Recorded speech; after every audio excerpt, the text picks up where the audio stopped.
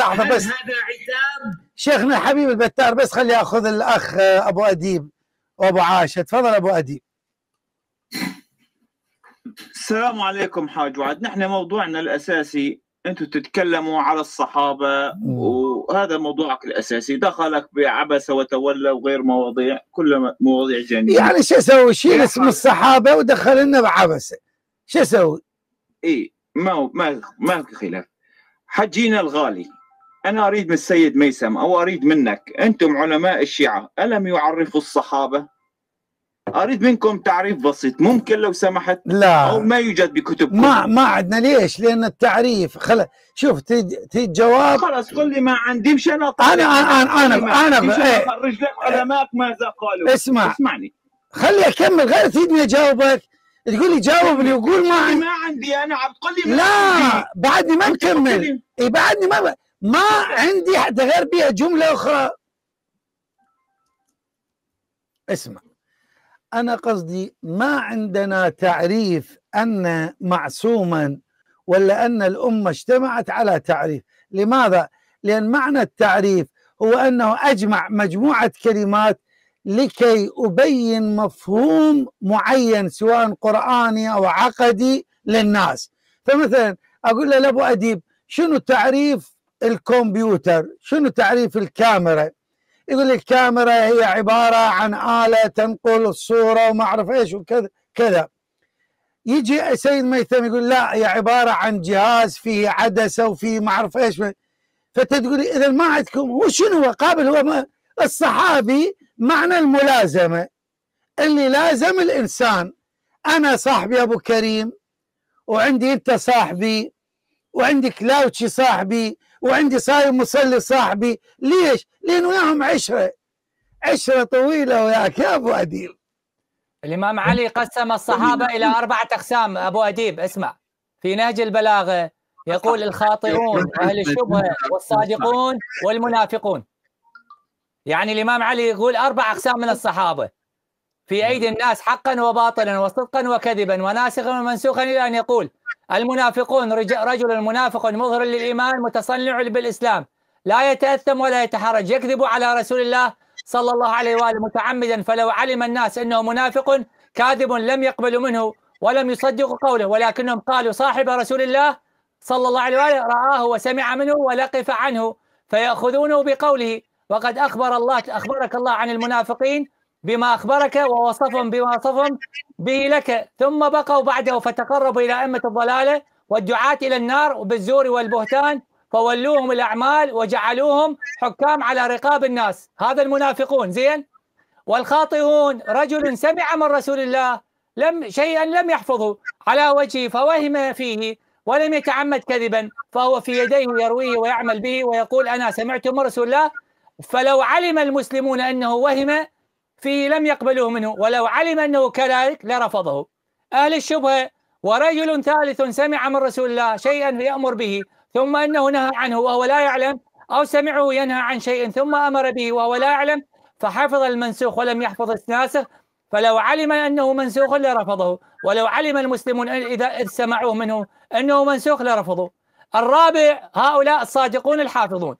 وآخر الرابع لم يكذب على الله ولا على رسوله، مبغض للكذب خوفا لله وتعظيما لرسول الله، بل حفظ ما سمع على وجهه فجاء به على ما سمعه، لم يزد فيه ولم ينقص منه، وحفظ الناسخ فعمل به، وحفظ المنسوخ فجنب عنه، وعرف الخاص والعام ومحكم والمتشابه فوضع كل شيء موضعه.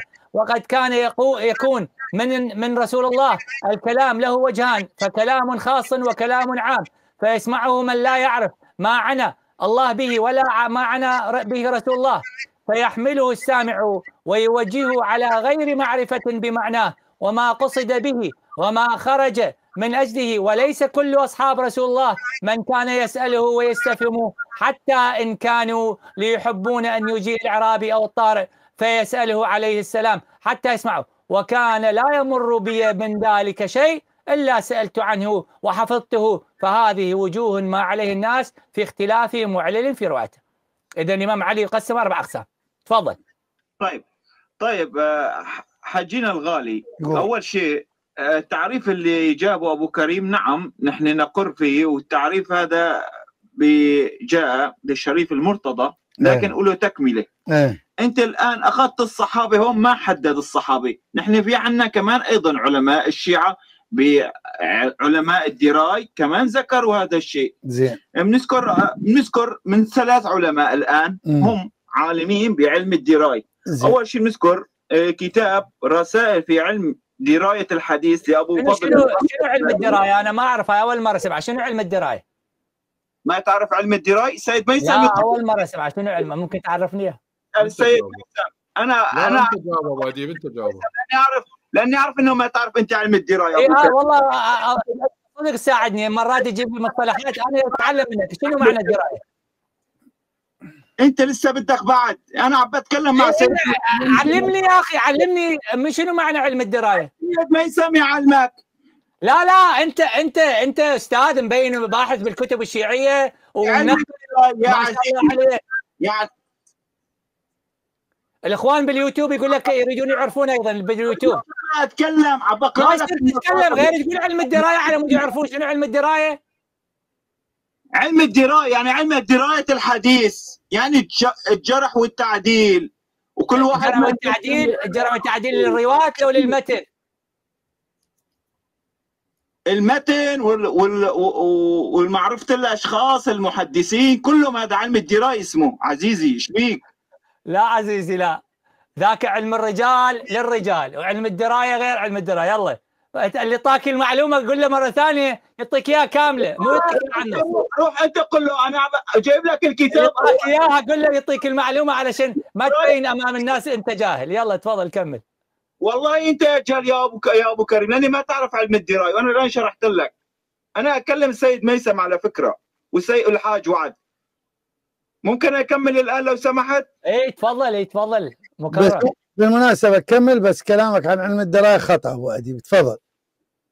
اقول له علم الدرايه بالاحاديث حاج وعد. اي خطا كلامك. المهم تفضل. شو ذولا شنو؟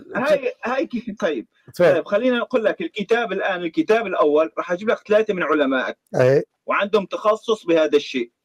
رسائل في علم درايه الحديث لابو فضل الحافظ البابلي، الجزء الاول. لابي فضل لابي فضل ابو يعني فلابي فضل مو لابو. اي تفضل. ابو الفضل البابلي الجزء الاول صفحه 145. وتعريف الصحابه: من لقي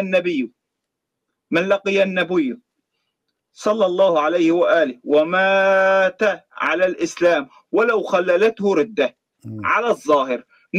بنروح للشهيد الثاني ايضا بنفس التعريف، وبنرجع الشهيد الثاني بدك اعطيك المصدر، راح اعطيك عالم ايضا ثالث حاج وعد،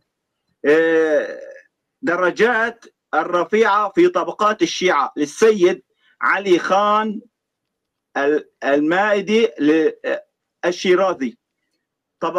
كمان ايضا عرف الصحابه بنفس التعريف: الصحابي من لقي النبي عليه الصلاه والسلام ولو خللته رده. وبين هذا اكثر، فصل بالامور. هذا لو حتى ارتد على زمان الرسول وجاء بعد رسول الله جاء، يعني بعد مات كان النبي موجود ومرتد على الاسلام. بعد النبي ما مات رجع للاسلام اسمه صحابي. تريد اعطيك هذا شيعي يا حاج وعد، مو من عندي. وعندك ايضا الشهيد الثاني، الله يرحم والديك مولانا الشيعة كريسنت، الله يبارك بيك ورحمه الله على والدي. تبرع $100 الى القناه الصديقه، ادعوا له الله يوفقه واولاده. هذول 3 حاج وعد كلهم شيعة. الان خذ الشيخ الطوسي. شنو وجه استدلالك من هذا؟ يعني ذولا اقول لك هذول العلماء قالوا لك لو خللتهم رد، انت جاي عامل لي هذا فت شغلي. يا عزيزي لو ايش عمل شنو يعني انت لحظه، انت الان جبت تعاريف هؤلاء العلماء، تريد تضربني. بماذا تضربني؟ يعني شو تسوي لي؟ خير عرفوا هذا الضرب الرابعه من الشيخ الطوسي، وبعدين لحالك يبين معاك. تفضل. الشيخ الطوسي ضربني الرابعه. عدد الاصول للشيخ الطوسي الجزء الاول. عدد يعني بلا يساوي عده الاصول، مو عده الاصول للشيخ الطوسي اي حاج وعد والله العظيم لو اوافق لك وانا على كل حركه وكل همسه. انت الفضل بن شاذان وشاذان القمي قلت لي سقط لسان، قل لك خلص ليش تعلم؟ انا لا الان اصلح لك، انا من صلاحيتك جزاك الله خير. انا اغلط صلح لي. لا بس يعني انسان واحد، انا عندي مصادر عم بقرأ، عندي وقت لاني الله بتاخذوا مني المي. لا انا مطيك الضربه الرابعه اضربني وراها فصل لي وانا مرتاح، انت اضرب وبالاخير نشوف. تفضل. ايه اسمع الشيخ الطوسي ماذا يقول. هذا شيخ الطائفه حجينا الغالي يعني. انتفض إيه؟ تحترموا علماءكم. انتفض. شوف فانما كان مخالفا، اسمع، فانما ما كان مخالفا في بعض افعاله او فاسق، اسمع فاسقه. شوف الشيخ الطوسي ايش يشرح لك. إيه؟ كان فاسقا بافعال جوارحه فكان ثقة في الروايات.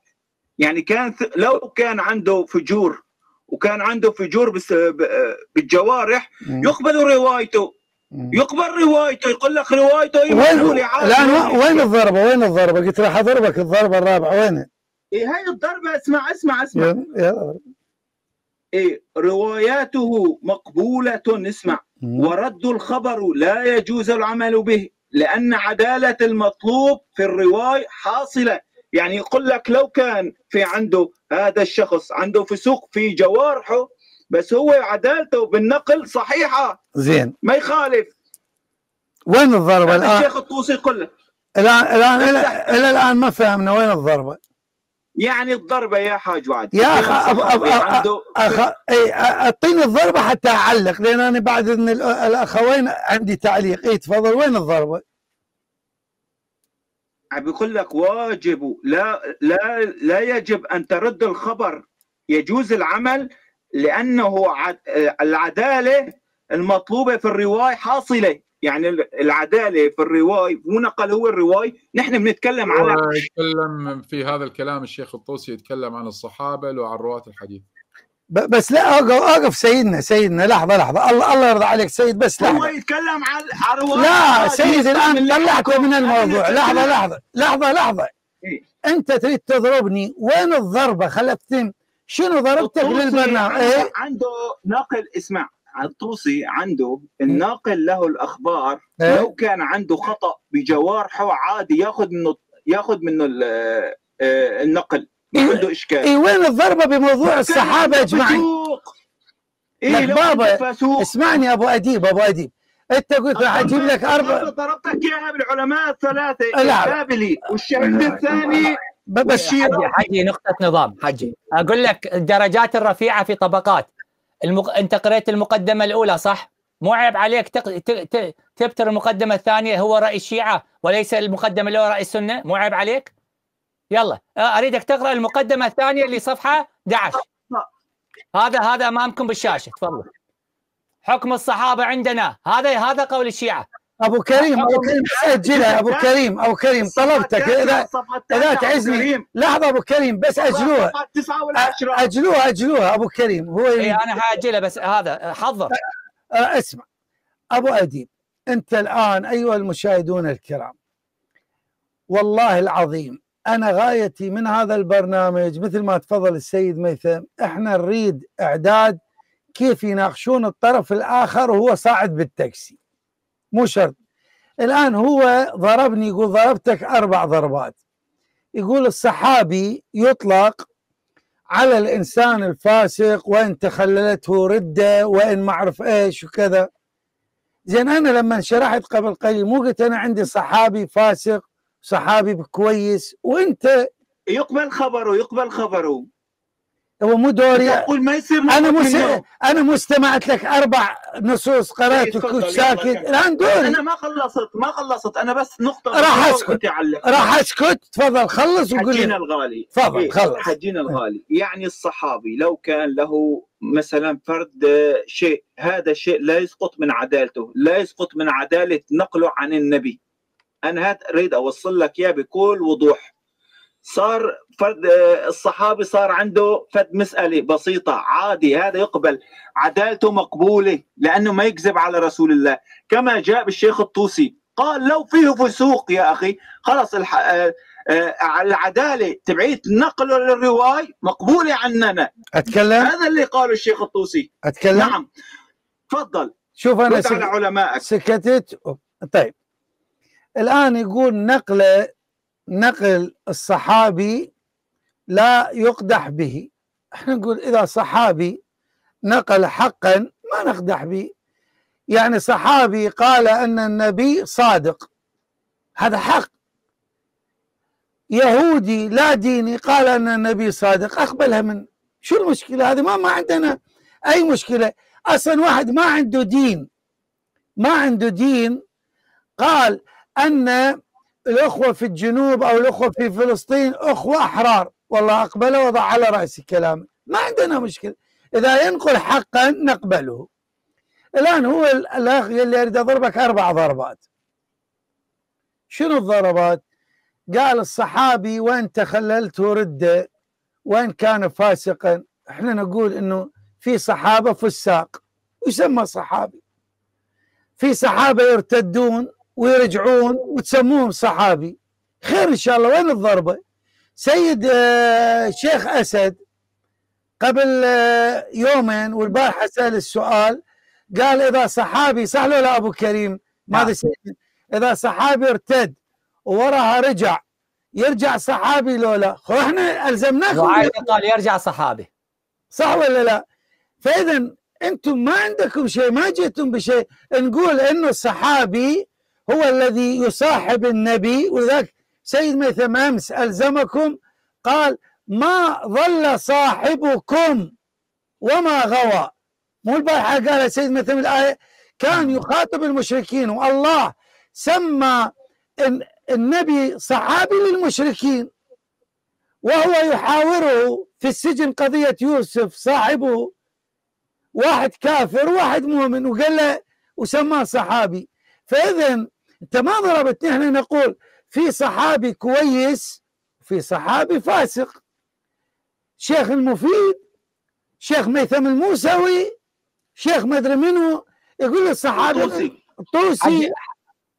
حجي كملت وياه لو بعدك؟ كملت. يلا الان اريدك تفتح الكتاب على الدرجات الرفيعه صفحه 9 اللي انت قريت منها. يلا اقرا اول سطرين، هاي الصفحه اللي موجوده. وهو على اظهر القول من لقى النبي مؤمنا به ومات على الاسلام ولو تحللت ردته. والمراد من اللقاء مو هذا اللي قريته المقدمه الاولى؟ اي نعم. اطلع المقدمه الثانيه اللي بعدها صفحتين. يلا رقم 11 ماذا يقال؟ قال حكم الصحابه عندنا عند من؟ عند الشيعه ولا السنه؟ اقرا بعد صفحتين. عند السنه وعند الشيعه. وين قال عند السنه وعند الشيعه؟ هذا حكم الصحابه عندنا، يقصد عندنا وين؟ عند السنه ولا الشيعه؟ ابو كريم بالله عليك هو قال عمي الرجل اللي هو شيعي دا يقول حكم الصحابه عندنا في العداله، يتكلم عندنا عندكم ولا عندنا؟ يتكلم عندكم طبعا. وين عنده؟ خلينا نسمع ماذا يقول. في العداله حكم غيره، ولا يتحتم الحكم بالايمان والعداله بمجرد الصحبه، ولا يحصل بها النجاه من عقاب النار وغضب الجبار الا ان يكون مع يقين الايمان وخلوص الجنان. فمن علمنا عدالته وايمانه وحفظه وصيه رسول الله في اهل بيته وانه مات على ذلك كسلمان وابي ذر وعمار واليناه وتقربنا الى الله تعالى بحبه. ومن علمنا انه انقلب على عقبه واظهر العداوه لاهل البيت عليهم السلام عاديناه لله تعالى وتبرأنا الى الله منه ونسكت عن مجهول حالهم. وقالت العامه والحشويه الواجب الكف والامساك عن جميع الصحابه وعما شجر بينهم واعتقاد الايمان والعداله فيهم جميعا. اذا ليش تكذب على العالم؟ الله اكبر. هو هذا قولنا في الصحابه، الذي يحفظ وصيه الله هذا صحابي على عيننا وعلى راسنا. ليش تكذبون؟ لك عيب. هذا تتكلم عن اهل السنه تعريفكم للصحابي وين حصلت فيهم الرده؟ يا ذو الفقار وين يتكلم؟ يتكلم على العامه يعني؟ لا المقدمه الاولى تعريفكم، لان اذا ترجع للصفحه الاولى يتكلم عن بني اميه وما فعلوا في الامام الحسين، وبعدها يجي المقدمه الاولى يتكلم عن تعريف الصحابي عندكم، وعندما جاء لنا قال عندنا في العداله. عيب عليكم تكذبون تبترون النصوص. طيب لحظه سنت يا اباك. شكرا ابو كريم اطلع لابو عبد الملك، يعني مجال ابو كريم ما انا عبد الملك اريد اخاله بنهايه البرنامج، لان عندي وياه مشروع جديد ان شاء الله. بس ما يصير الظلم، الرجل يريد يتكلم ما تخلي. ابو كريم ممكن ترد لي على الشهيد الثاني؟ طيب لا طيب. اول شيء اعتذر على الدرجات الرفيعه، يعني اسحب الموضوع. لحظه لا ما اخليك، اما تعتذر تسحب قول انا اللي اعطاني اياه غشني. يلا ابو اديب بس طلبتك خل ابو عبد الملك لين دور. لحظه بس، لان ابو كريم عم يتحداني، بس اسمعني لحظه. لا اول شيء قول انا اخطأت في قضيه الدرجات الرفيعه. طيب يا اخي الدرجات الرفيعه انت قلت هذا شيء، وضحت لي، شكرا لك. من اللي اعطاك المعلومه؟ لا أنا قرأتها، ما حد أعطاني المعلومة. شلون ما قرأت المقدمة الثانية إذا أنت قرأتها؟ طيب ممكن ترد لي على الشهيد؟ لا قل لي، هل الكتاب عندك كان بين يديك لما قرأت المعلومة؟ لو واحد أعطاك إياها قصاصة. يا أبو كريم ممكن ترد لي؟ أنت قرأت الكتاب بنفسك، أنت تقول أنا أقرأ وأبحث. أنت قرأت الكتاب ولا واحد أعطاك المعلومة أو الصفحة أو الوثيقة؟ كتبت عدالة الصحابة، طلع لي أعطاني خيارات وين كتبت؟ يلا انطيني وين، بالمكتبة الشيعية؟ بس اكتب عدالة الصحابة يطلعوا لك كل الخيارات، يطلع لك شيء. وين بأي اكتب بالجوجل وين؟ اكتب جوجل. جوجل عدالة الصحابة يطلع لك مواقع سنية مو شيعية. اكتب كتب الشيعة عدالة الصحابة يطلعوا لك واللي كتب الموضوع سني ولا شيعي؟ شلون سني ولا شيعي؟ ابو كريم ممكن ترد لي كما رديت الان على ما احتاج كمل ويا الحاج. وديب رحمة والديك، بس دور ابو عبد الملك لين تاخر، بس بعد اذنك. دور ابو عبد الملك. ابو كريم عم بنتظر ردك على الشهيد الثاني. عمي احنا عندنا تعريف الامام الصحابي اللي ما علي خلق يكفينا. ابو كريم ما اصدق كلمه تخرج من فمك، مثل ما قال حجي وعد، انت حيه ام راسيا مو ام راس. ابو اديب انت صار لك ساعه تتكلم ويا ابو كريم ونقلت من مصادر، وانا اتابع وياك، اتابع وراك، يعني انا اتعجب. انت هاي الامور انت تسمع، يعني اكو احد يكتب لك لو انت تطلع عليها بنفسك؟ لا والله انا اطلع عليها. يوم اجيب من مصادر، تعرف اقول لك الضربه العراقيه مباشره هاي من عندي، هاي من عندك. يعني انت شلون قاعد مثلا هسه الان اللي نقلته من كلام الشهيد الثاني مو صحيح. ليش هسه قدامك هذا كتاب الشهيد الثاني؟ هذا كتاب الرعاية في علم الدراية. لحظة اصبر. الرعاية في علم الدراية الشهيد الثاني صفحة 339.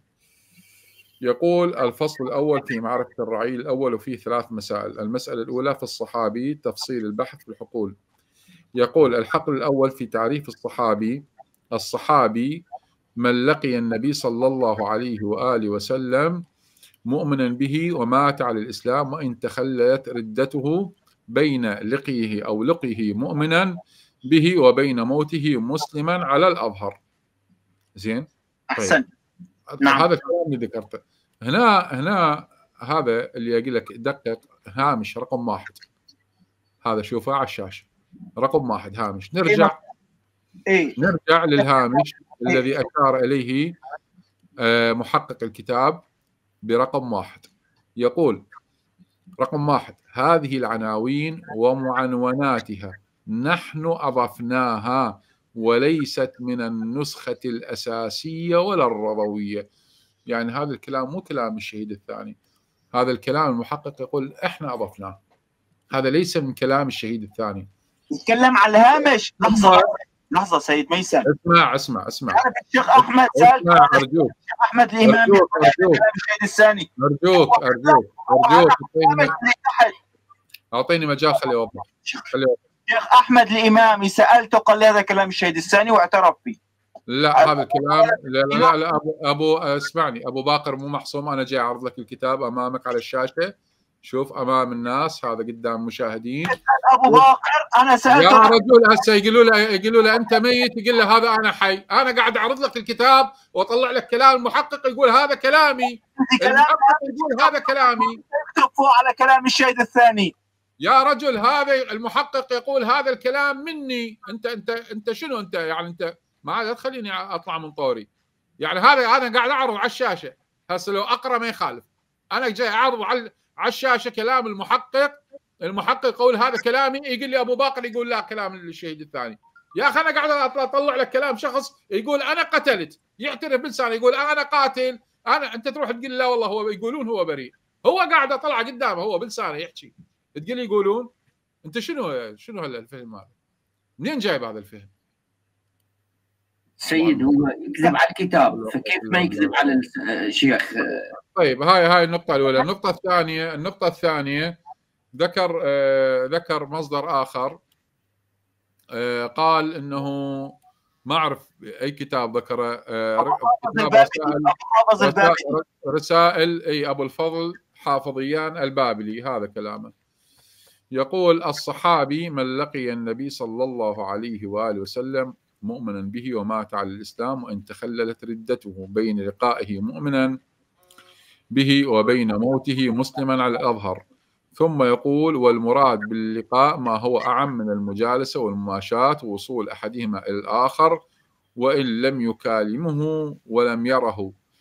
ثم يقول والتعبير به أولى من قول بعضهم في تعريفه إنه من رأى النبي صلى الله عليه وآله. وهنا مخلي هامش رقم 1. شنو هذا؟ وين؟ يقول قال في مقدمة ابن الصلاح فالمعروف من طريقة أهل الحديث أن كل مسلم رأى رسول الله صلى الله عليه وآله فهو من الصحابة، وكذا في الخلاصة في أصول الحديث صفحة. سيدنا هذا الكتاب الشهيد؟ هذا لا، كتاب أبو الفضل. لو ترجع إلى كتاب الشهيد صفحة 343 يبين العدالة مالتنا، الحكم الرابع، الحقل الرابع. نعم هذا كتاب الشهيد الثاني 343 يقول عدالة الصحابة وحكم عندنا في العدالة حكم غيرهم. أبو كريم في نفس الكتاب يعني الآن حيبين لك السيد، خليه يقرأ. الحقل الرابع في عدالة الصحابة وحكمهم عندنا في العدالة حكم غيرهم، حالهم حال العبرية. وأفضلهم أمير المؤمنين عليه السلام ثم ولداه وهو أولهم أسلاما. بعدها الحكم الحقل الخامس يبين الفرق بين الصحابة. ايش بيك انت؟ احسنت ابو كريم. يعني ابو اديب انت لا تلقفها وتجي بها طاير، روح اقرا او دقق حبيبي، لا تكتب لك صفحه. قلت لك انت لست ثقة لكي ارد عليك. ما يتكلم من مقدمة ابن الصلاح، ياخذ من ابن الصلاح تقصد. هم يردون عليكم، ياتون بمقالكم. يذكر اقوال علماء من ضمنهم ابن الصلاح. يعني هو ما يعتقد بينقل من ابن الصلاح ويحط لا يا عمي، هو يرد على قضية، هي قضية علمية. الآن سؤال خلينا الآن من علم الدراية. الآن سؤال الحلقة أبو أديب،